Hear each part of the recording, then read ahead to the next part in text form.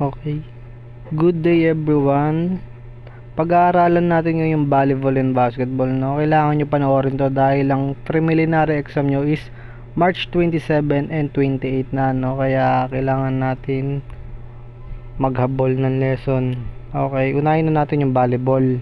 Volleyball is a team sport played with the use of an inflated ball, no? Inflated ball yung ginagamit sa volleyball. Then ng volleyball, alam naman natin lahat, familiar tayo dito sa larong ito. Meron siyang tig 6 player kada team sa bawat magkabilaang court, no? Then ang volleyball daw is katulad lang din daw siya ng tennis, no? Samantalang ang tennis ay ginagamitan ng raketa, samantalang ang volleyball is ginagamitan lang ng kamay or piece. Okay? Then ang naka-imbento daw ng volleyball ay walang iba kundi si William G. Morgan na ipinanganak sa New York.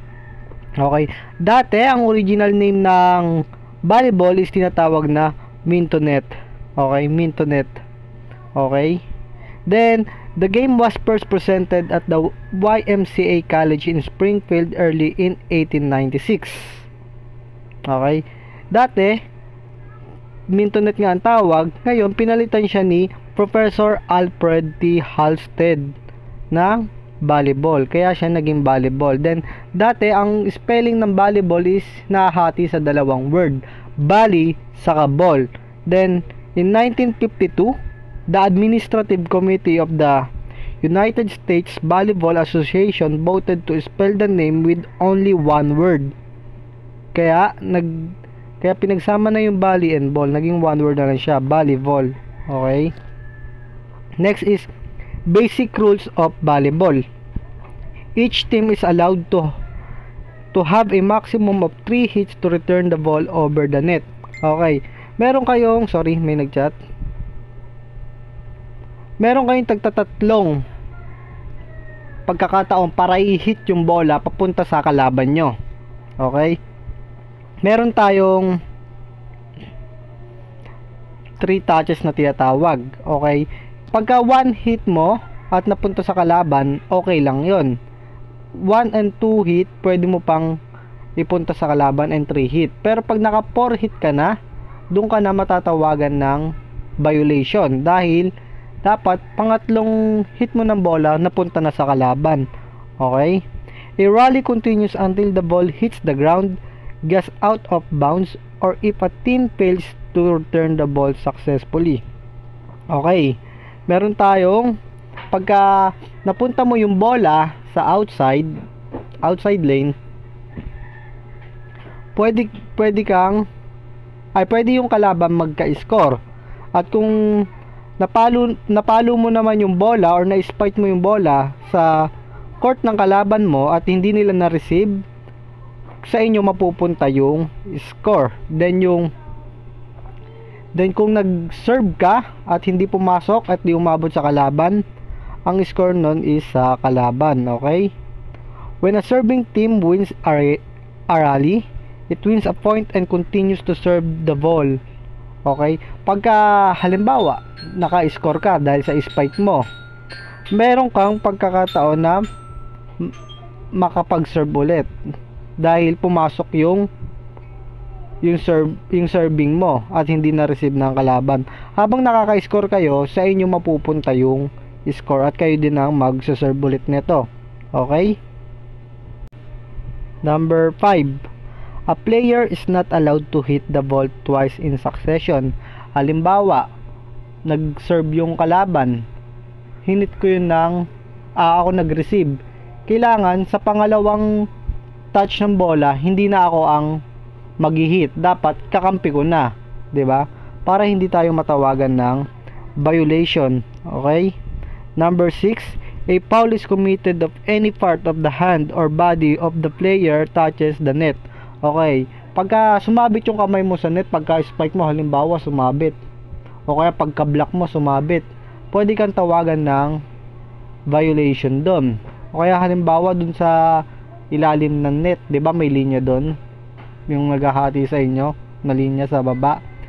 Pagka yung paa mo dun is pumasok sa court ng kalaban, pwede kang tawagan ng violation. Okay?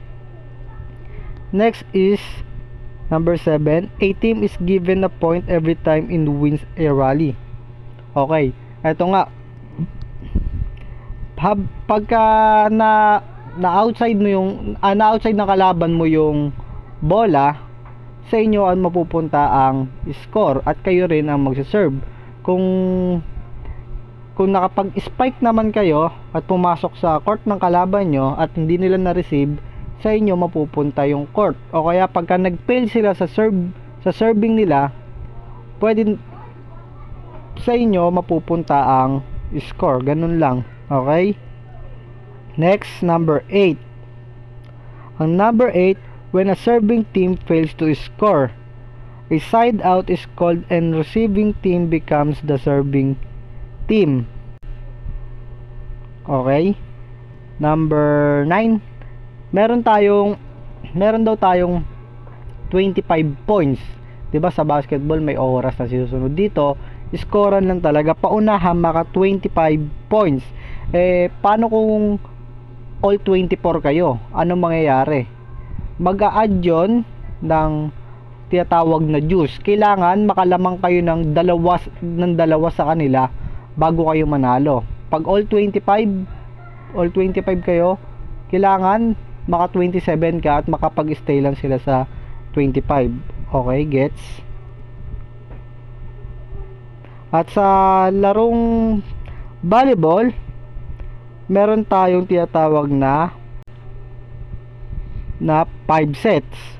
Sa 5 sets, halimbawa, sa 3 set pa lang ng laro is kayo ang nanalo, automatically kayo na ang panalo. Hindi na kailangan umabot ng 4 set o 5 set.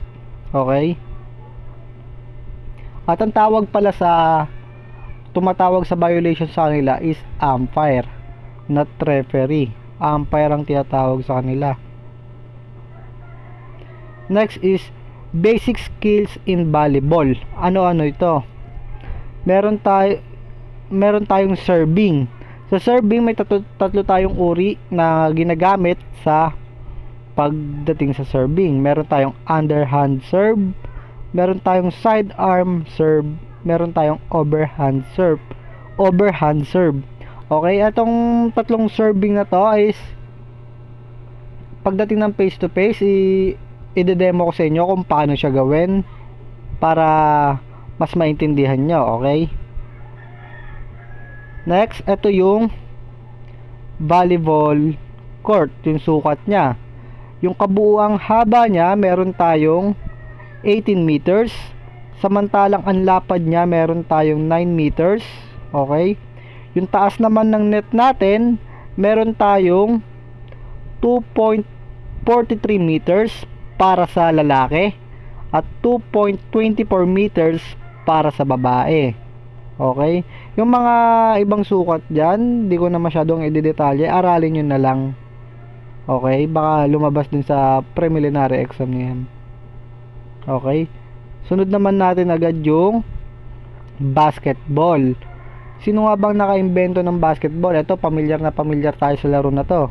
Ang basketball ay inimbento ni Dr. James Naismith na ipinanganak noong 1861 sa Ontario, Canada. He graduated as physician at McGill University in Montreal. Okay? Yung basketball dati is bola ng soccer ang ginagamit. Soccer ball. It means soccer ball ang ginagamit ng pang-shoot dati. It means mas nauna ang soccer, no? Then ang dating ring pa dati is wala pa siyang board. Tanging ang ginagawa lang ring dati is 2 pitch baskets. Okay? Yung basket lang talaga dati na parang para siyang gawa sa wood, ganun. Or ratan, parang ganun. Ganun lang dati yung ginagawang ring. Ngayon, punta naman tayo sa sukat ng court. Ang kabuang haba ng basketball court ay meron tayong 28 meters. At ang lapad naman nito ay meron tayong 15 meters. At ang layo ng 3-point line natin papunta sa ring is meron tayong layong 6.75 meters. At sa free throw lane naman, meron tayong layong 5.79 meters. Okay? Then, yung half court, ito yung ang haba lang, pag half court lang ang ginamit natin, meron tayong 14 meters. Kung nakikita nyo yung malaking bilog na yan na green sa gitna ng court, diyan kadalasan ginagawa yung jump ball para sa panimula ng laro. Okay, next is basic rules of the game. Okay, sa basketball meron tayong dalawang guard or guardia, meron tayong 2 forwards and 1 center. Bali meron tayong 5 players kada team. Okay, ano yung 2 guards na yon? Yung 2 guards, meron tayong tinatawag na point guard. Yung point guard, ito yung parang siya yung nagko-command, siya yung nagsaset ng play sa buong team, siya yung nagbababa ng bola, siya yung ball handler. Samantalang yung isang guard naman natin ay tinatawag na shooting guard. Yung shooting guard, kailangan ito yung shooter. Siyempre, pag kinakailangan umiscore ng 3 ng mga malalayong tira, nandyan siya. Okay? Next naman natin is yung 2 forwards. Ano itong 2 forwards na to? Meron tayong small forwards. Yung small forward natin is ito din yung shooter, pero malakas kang sumalaksak. Shooter din siya, kinakailangan din tumira sa 3 pag kinakailangan. Nandito din yung kailangan marunong ka sumalaksak sa small forward. Kailangan malakas kang makipag-agawan ng bola sa ilalim sa mga malalaki, ganon. At ang isa pang forward is power forward. Next naman natin yung power forward. Yung power forward, ito yung kailangan malakas ka na din talaga rebound. Ikaw lagi nag-aabang dito or sa pagdating sa depensa or opensa. Marunong ka mambalda, marunong ka mga tawan ng kalaban mo. Normal yun sa basketball dahil ang basketball isang physical contact na laro. Okay? Then yung center naman, yung center parang parehas lang siya ng laro ng power forward. Pero ang center is nakapagitna siya sa dalawang forward. Kaya siya ang center. Kadalasan ang center siya yung pinaka malaki sa team. Okay? Okay, next is number 2. Meron sa basketball, meron tayong 4 na quarter na tinatawag. And every quarter, meron tayong 10 minutes, no? Meron tayong 10 minutes. Next is number 3, meron tayong dalawang referees, no? Kadalasan ang referees talaga dati is 2. Pero ngayon, ginagawa na siyang 3 dahil sa dami ng hindi nakikitang violation, kaya ginawa siyang 3, no? At meron tayong tinatawag pa na committee. Yung committee, nandito yung taga-scorer, yung timer, yung taga-scoring sheet mo na pinupuntosan yung kung ilang puntos ka na bilang individual player at kung ilan nang nakukuha mo ng foul. Okay? Number 4, kada quarter meron tayong ginagawang jump ball.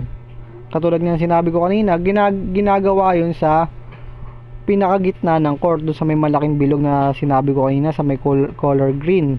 Okay? Every quarter ginagawa yun para malaman natin kung kanino mapupunta ang unang bola. Okay?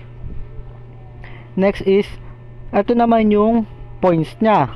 Paano siya nagkaka-points? Okay. Unahin na natin dito yung 2 points. Yung 2 points, pag ito ay nakashoot ka ng bola sa loob ng arc ng 3 points. Sa arc, 'di ba may 3 points sa loob nun? Sa loob ng 3 points sa art nun, pag nakashoot ka is 2 points. Is only 2 points. Pero pagka sa labas ka ng art tumira ng 3, sa outside, the 3-point art, is meron kang 3 points. Okay? Eh yung 1 point, paano nakukuha? Halimbawa, pag may technical foul or foul, tumira ka, tapos kinapitan yung kamay mo. Meron silang tinatawag na bonus shot. Dito, walang sasabay sa'yo. Titira ka lang talaga. Free throw talaga. Dito is meron ka lang 1 point pag na-shoot mo yung isa. Okay? Next is number 6. Dito, sa first quarter and third quarter, meron tayong tagi-isang timeout lang bawat team. Samantalang ang fourth quarter, meron tayong tig-dalawang timeout kada team, no? But dalawang timeout pagdating ng fourth quarter? Kasi dito na yung crucial game talaga, yung dikitan yung laban, no? Kaya ginawa siyang 2 timeout. Kailangan mas maano natin yung strategy natin, mas mapaigi natin, 'di ba? Okay, next, number 7. Ito yung mga violation na possible tawagin sa'yo pag may ginawa kang mali. Una na dito yung traveling. Ano yung traveling? Yung traveling, ito yung paghawak mo yung bola, tapos hinakbang mo yung bola ng 3 beses o higit pa sa 3, pwede kang tawagan ng traveling. Kailangan dribble muna bago hakbang, o kaya naman hanggang 2 hakbang ka lang. Okay? Pero pagka 2 hakbang mo, bawal kang huminto. Dapat it's either na ititira mo pagtapos mo ng 2 hakbang or ipapasa mo. Okay? Next is stepping out of the end line with the ball. Okay? Pag ikaw ay hawak mo yung bola or natapik mo yung bola papunta sa labas, maaaring tawagan ka ng out of bounds. Okay? Next is double dribbling. Ito, maraming nalilito dito sa double dribbling. Dito sa double dribbling, pagka hawak mo yung bola, tapos unang dribble mo pa lang, nagdi-dribble ka, then hinawakan mo ulit, tinatawagin na double. Ulitin ko yung double dribbling, ito yung pagka dinidribble mo yung bola, hinawakan mo ng 2 kamay mo, tapos dinribble mo ulit, tinatawag na double dribbling. Okay? Next is kicking the ball. Okay? Yung kicking the ball, ito yung pag sinipa mo or nasipa mo yung bola, maaari kang tawagan ng kicking or violation. Next is yung 'di ba sa loob ng 'di ba sa basketball court sa ilalim ng ring, may maliit na art doon.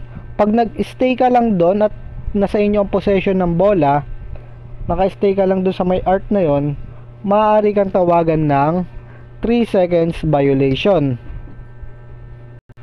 Okay. Ito naman yung number 8. Ito naman yung personal fouls. Yung maaaring itawag sa'yo bilang individual na player pag ginawa mo ang mga bagay na ito. Paghawak sa kalaban, pagtulak, yung meron tayong charging and blocking, no? Next is yung mga tripping, charging and blocking. Ituturo ko na lang yan pag face to face na tayo para mapadali na lang tayo, no? Okay. Number 9. A player who has committed 5 personal fouls is declared out of the game, no? Siyempre, pag naka-5 foul ka na bilang individual na player, pag naka 5 foul ka na, automatically hindi ka na makakalaro ng game na yon. Sa another game ka na, sa ibang team ka na ulit pwede maglaro. At pag naka 5 fouls ka, automatically out ka na. Hindi ka na talaga pwede maglaro kahit anong gawin mo dyan. Okay? Next is number 10. If the score is a tie after the regulation time, an overtime period of 5 minutes is played. Okay? Halimbawa, pag fourth quarter na, 'di ba? Crucial. Kaso all 69 tapos wala ng oras, ano ang mangyayari? May tinatawag tayong overtime. Sa overtime, meron tayong another 5 minutes. Paano sa overtime na yun, nag-all kayo? Nag-all 99 naman kayo. Anong pwede mangyari pagka all 99 tapos overtime na yun? Ang mangyayari doon is overtime ulit. Overtime lang ng overtime hanggat nag-all kayo. Okay?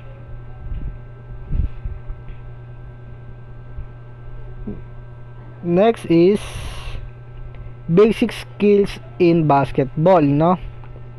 Ito, di ko na masyado pababain to, no? Pag face to face na lang, i-demo ko din kung paano gawin itong mga to. Dribbling. Una dito yung dribbling. Ito yung tiyatalbog mo yung bola. 'Di ba? Next is number 2, shooting. Yung shooting, ito yung pag-shoot mo sa bola kung paanong paraan, 'di ba? Meron tayong iba't ibang paraan kung paano mag-shoot ng bola. Meron tayong tinatawag na dunk, layup, and jump shot. Okay?